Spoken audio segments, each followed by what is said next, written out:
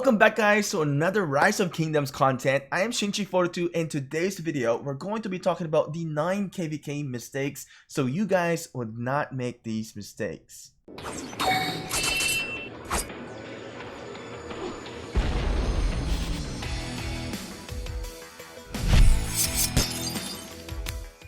Before we start this video, I want to let you guys know that this channel is a proud partner of ROK World, who is the content creator for riseofkingdoms.com.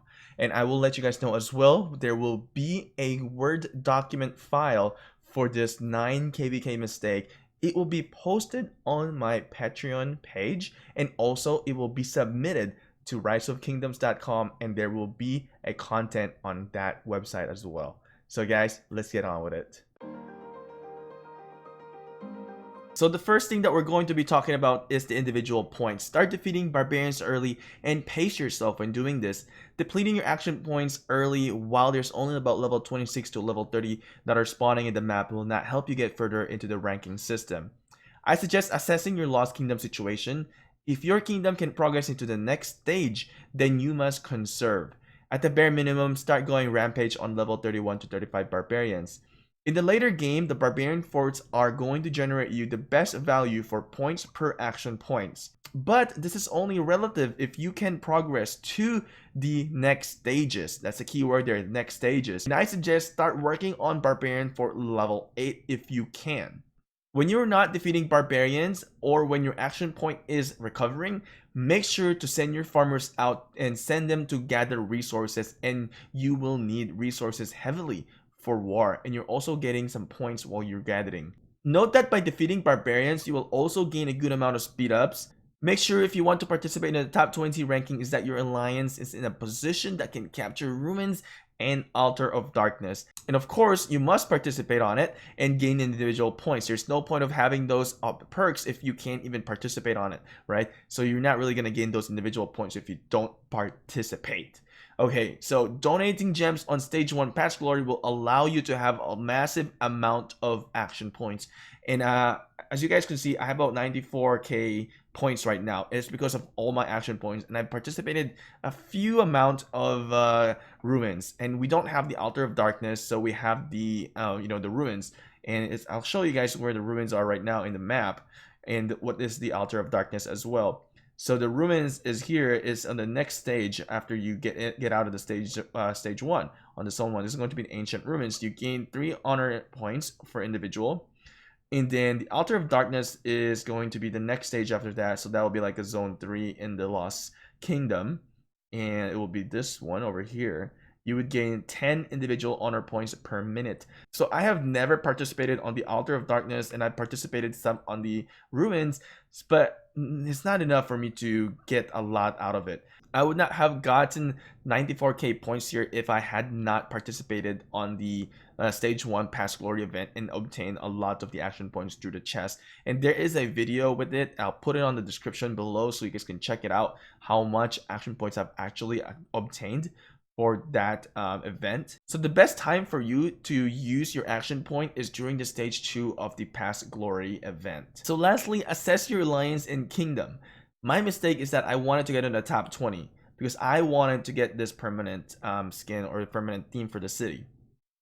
But it's the biggest mistake that I've assessed, because I know we weren't on the best position for KvK, and I don't have the opportunity to earn passive rewards for the Altar of Darkness, and it's difficult when you don't have that. You have to keep grinding. While I grind barbarians and the other players that are grinding barbarians, plus they get the altars, it's just devastating for me to see that all my hard work get overlapped by them because they have an opportunity to do the Altar of Darkness. So also consider your time. I have a pretty busy schedule. I don't have a whole lot of time to grind, so consider that, because if you don't have a lot of time as well, you probably will not be able to get into this top 20 ranking if you don't have time to invest on defeating barbarians and barbarian fortress. So the second mistake here is the alliance honor. First, before we start, let me be blunt. Don't be greedy. Assess your kingdom alliance and see who is on the top scoring alliance, and dump the alliance honor rewards that you will gain from first capture of the holy sites. Let's say you're a sub alliance, and then your main alliance let you capture the, the holy site, and then you decided to, hey, you know what, I'm just gonna claim everything for my sub alliance, but your sub alliance is not even on the top ranking. There's really no point, right? What I suggest is to be grateful for the main alliance to help you guys out. Go to the main alliance and dump that rewards into the main alliance.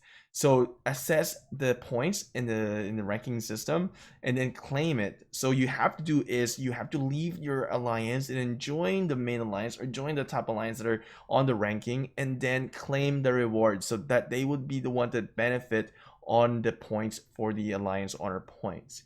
So if there is two alliances out there that is top, you guys can decide how to split that. Then that's going to be a diplomacy between each alliances in your own kingdom. One of my mistake is that I've done is I just recently did this because I completely forgot about it. Is that we went to GW and we captured the pass, and I collected the rewards in GW, and I should have left GW and then went to GL and collected it on GL. Let GL gain the points. And we're all humans. It's going to happen. And that's why we're making this a video, so that we can educate every single one of you guys and prevent the mistakes that I've encountered and I've seen in the game, so you guys can be successful. So my last point here is to basically focus on one or two alliances in the KvK and sandbag those honor points so that your alliance in the kingdom can benefit. Which is better, one benefits or none benefits at all? Because if you're going to look at the rewards in here, it's massive. And if you can compete for the first one, you would be able to get the season 1 avatar reward. So number 3 here is diplomacy. Biggest mistake I saw on our opponent is that they came into KvK guns blazing. They do have the number and the activity, and they were great opponents and very hard to beat. But one of the things that their leaders lack is diplomacy. First day I met their whale in the battlefield, and I was sent a message saying that I can't wait to burn cities. And I think that diplomacy could really need some work. Because at the later stage of that, in the middle of during all the wars, that was being asked why we are going against their kingdom, and that whale have actually asked, hinted to become like allies or stop fighting and just like coordinate and work together. But once you've given that first impression, how would that work out, right? I mean, you have to be, as a leader of the kingdom, be diplomatic. You need to know how to talk to other kingdom or other alliances from different kingdoms, because they don't know who you are. They don't know what your history is. So diplomacy is the biggest thing in the kingdom versus kingdom. And the reason why Rock 1 has been successful is they had good diplomacy with us. And we know that they're very much stronger than us, and we're there to just support them and along the way into the KvK.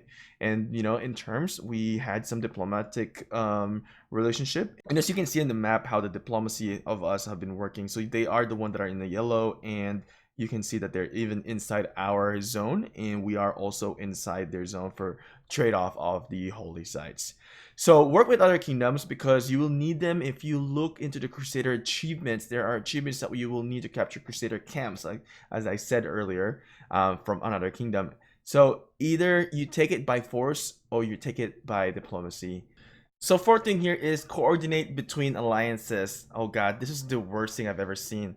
We had some problems here coordinating. This is probably the hardest one to align in your kingdom versus kingdom progress. The question is how can I get my kingdom to actively participate in wars? So the simplest thing that I can tell you is, as being a former leader, is to promise other alliances that there will be rewards given if they participate and show support. And let's be honest, we all play to get our accounts to grow, besides showing our support to play with the team that we have. Rewards is what keeps and motivates a lot of the players in the game. So if you can use that incentive to motivate them, then there's nothing wrong with it, right? But if you're playing this game, we shouldn't be asking for you guys to participate in the war. You should be proactive and participate in the war without rewards, regardless of it. Because why play the game, right? Why? Okay? So build a relationship before KvK starts also. Now, this isn't just only for your own kingdom. So you need to unite your kingdom before KvK. And then also start communicating with other kingdoms on the Lost Kingdom as well, on your continent, and talk to them and get to know them. Or whenever KvK starts, start communicating with other kingdoms, alliances, and build relationship with them. And it goes back to number 3 with the diplomacy. With the alliance in your own kingdom, show that you support them early on before even KvK starts. So in turns that they will support you ideally. And also remember that there is nothing 100% in the game. Then same thing in the game in life. Never be so sure. Never be so confident on how everything is going to work out before you get into KvK. So always have a backup plan. And another thing that I want to mention is that make sure that all the alliance in the kingdom can always have an officers and leaders to be online. Let's say, for example, you want to join Alliance A and then their leaders and officers are not online, then you can't be accepted into that alliance. And then if they're getting hit, they're getting attacked, how can you defend them? This happened multiple times in Kingdom 228, and I think we are going to be reforming a lot of things as after the Kingdom versus Kingdom is completed. But before you even get into a Kingdom versus Kingdom or preparing to Season 2, your goal must be KvK, not your alliance anymore. You know, if you're the leader of the alliance and that's your baby and you don't want to just hand it to somebody else, you got to start trusting. Build some officers, trust the officers. And something that they do in GL is they rotate everybody here. Like I would be a leader sometime if I'm online. Right now, in Matt is online, he's the leader. And then whoever is the leader is basically, I mean, we rotate officers as well. Whoever's online, the officers, they are the one. And then when there are people logging off, they tell us, and hey, we're going to log off, you know, promote somebody else, move somebody else. Who wants to take the king? Who wants to take the leadership? Because I'm going to go offline. So learn from this, and I hope that coming into season 2, we would fix everything to where every leaders during Kingdom versus Kingdom they'll be online. I mean, we play an international game. There is no excuse for this. So number 5 here is use better communication, right? Use voice, right? Voice chat. Although there's an in-game chat, it's quite useful, and using the markers as well is very useful in the game. The feature is great. When I first started this game, there is no markers, and you know how difficult it is to play a game without the marker, and you guys are so privileged now because there is markers when they update that. Right? Download the Discord, download WeChat if you're a Chinese player. A lot of Chinese players use WeChat, and a lot of international players actually use Discord. And I've gone to learn and love Discord throughout the game that I'm playing this Rise of Kingdoms. So utilize Discord, have a real-time conversation, real-time planning, and then real-time attacking, offensive, defensive, whatever it is. Discord is so useful. Now, the value of this is being able to communicate efficiently and you know, sending that real-time order and strategy. Besides, not only that, right? Remember that you're also getting to talk to real people, and hopefully you will form a new friends in this way. And you know, we may be living in a digital world, but you know, do not hesitate to make friends online. I have met about 3 people in the game so far. I've met them in real life, and that's one of the most amazing thing I have taken out from this game. So really utilize the communication in this game. You know, use a third-party app, communicate with them over there, and just enjoy the game. I mean, this is what makes the game so much fun, is because we're able to connect with people and we play with. It really creates this more really good of a, how do I say this, like a more of a brotherhood or a sisterhood. So it's just a community of family, and this is what makes us keep on playing, and a lot of us do just because of this one. So number 6 here is basically trying to block a pass. And if you guys don't know what it means, I'm going to show you guys this. So a lot of mistakes is that not knowing how to do this.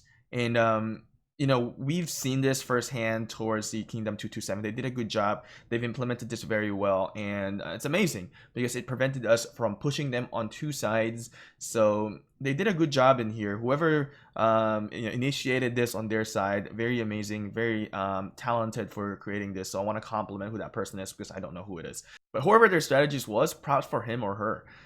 Very good job, actually.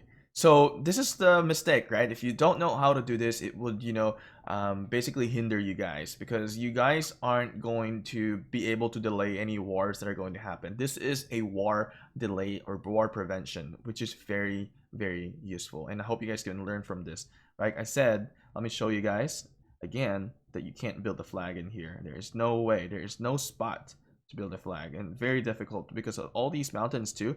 But if there wasn't any of these mountains, they would probably just put another city in there and bubble them up. So number 7 here is setting up bank accounts. So you guys can see we have a lot of resources here, right?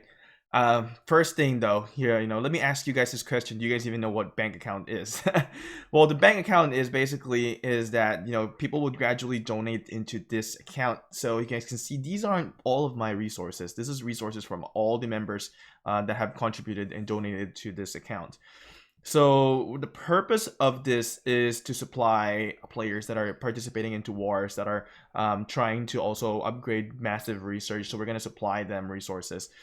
And I got this idea from 228 originally, and we have this alliance called Koi, and they were the ones who were banking. And during the war that I participated, a guy named Blatter, he came to me and he said, "Hey, do you need resources?" I was like, "Yeah, sure." So Blatter, he did a good job because he was, they farmed a lot of resources, and this Koi alliance, they just were the bank for the kingdom, and it really sustained us on the fight, because when you're doing some wars, you can't farm at the same time. Either you can be a big spender and purchase the resources, but it's going to cost you a lot. So setting up a bank account before KvK start, months before KvK start racking up. Like, I mean, have 200-300 million on a couple cities in there just to supply your fighters, because you're going to drain all that. I mean, the war of KvK is something that you guys probably have never seen before if you have not participated yet.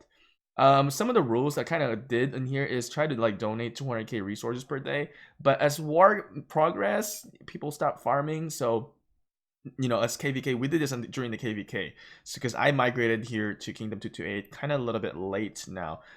We kind of migrated a couple weeks, and then KvK started. So do it early, and then maybe do a rules, like I said, start about 200k resources per day, whatever they want, just 200k, and then request only for healing or massive upgrades about 50% of the cost, because if you're going to ask and deplete everything from that bank, it's not going to help. So some part needs to be on the the players itself. They have to pay for the resources as well for themselves. They just get 50% out of the bank and then pay for the other 50% on the on your part. One thing I also want to mention is that send your coordinates always when you're trying to ask for resources, or teleport near the bank, or let the bank teleport to you. It depends on how it works. So this is going to be something that your own kingdom has to make a rule, but this is only a guideline that I'm trying to share to you guys. So number 8 is probably the most crucial part of this game. I mean, people basically get devastated from this. It's sad to see it, but it happens. Make sure at least that you guys have 2 teleports. One, to go into the war zone, and second is to teleport out of the war zone. So I suggest purchase some in the Alliance shop. So you can go to the Alliance shop by going to the Alliance, go to the shop, and look at this. The territorial teleport is 150 individual credits, and the targeted teleport is 300. So purchase the territorial teleport because it's cheaper, and that's something that you guys will practically be the only one that you guys will need. So make sure that before you guys go offline is to purchase a teleport and teleport out. And also you can purchase some peace shield and bubble up, just because you'll never know whenever your flag's gonna get taken down and you don't want to get zeroed. Think about it. The cost for buying teleport and peace shield, is it going to outweigh the cost of how much troops you have to spend to regain when you get zeroed? So think about that one. Do not be stingy. Buy those teleport or peace shield and use them, because it's going to cost you more to train. Buy a few teleports and for peace shield, guys. That's what I'm telling you guys. Just don't be stingy. Don't get zeroed. I don't get it how people are getting zeroed, because I never actually got zeroed. Every time, if I'm gonna take a hit, I'm online. Don't get zeroed, because that's just, oh my god, I don't even know. Like, it's going to set you back so much. Just teleport out. If you are going to offline for a few hours, just port out, right? It's not worth the risk. Not even, we're not even gonna have this debate. Lastly, here is pay attention on the markers. You guys will see markers. This is what a marker is, all right? Most people don't pay attention on the markers, and sometimes that is the biggest downfall of the alliance or a kingdom. Make sure you click on the star icon, which is this, when you log in. check on the markers, what's happening, right? Make sure. You can also go to the alliance messaging here. You can see the markers as well to keep you guys updated. If there was some deleted markers, you can still look, update yourself. So when you're also joining rallies, take a look at the city that is going to rally. Usually, if they're good players, they would, put a marker on it and saying what type of units they want. And you guys will see that, and then you can adjust to what type of units you're going to send out. Another thing here is also go to the alliance. You can check on war, and then you can click on the commanders, what type of commanders they're using, and you have to familiarize yourself what commanders your rally leaders are using, and then you can send the specific type of units, because usually they will be asking. And if not, if they start using to like leadership commander, then you can send mixed type of units. But pay attention on the marker, because sometimes the rally leaders will request certain type of troops, and that's their build, and that's how they're going to be successful, and you're supposed to support them to be successful, and so that your whole alliance or your kingdom can be successful as well. So basically, just a little bit more attentiveness into the game. A lot of players are unaware, and then I've encountered this in here in this kingdom, where I would set up full archer rally, and then I would still get some infantry or cavalry, and then I would have to kick them off. Now we're just wasting a lot of time. We don't want that, right? We don't want to waste time in a war. You don't want to waste time. Time is valuable in a war. So yeah, basically, I just want to mention the last one here is to pay attention, right? Don't be, naive. Like, pay attention. If you're serious about this game, put some time and effort and get to know the mechanics of the game. So guys, I hope you guys have learned something new here, and if you guys enjoy the content, subscribe to the channel and support this channel as well, and give this video a thumbs up if you think it's a very helpful video. So guys, until next time, I will see you guys again, and hopefully you guys can keep smashing other players and smashing barbarians as well, and just be successful. Let me know what your progress is in Kingdom versus Kingdom, and if you have not participated yet, what are your thoughts? I'll see you guys again next time.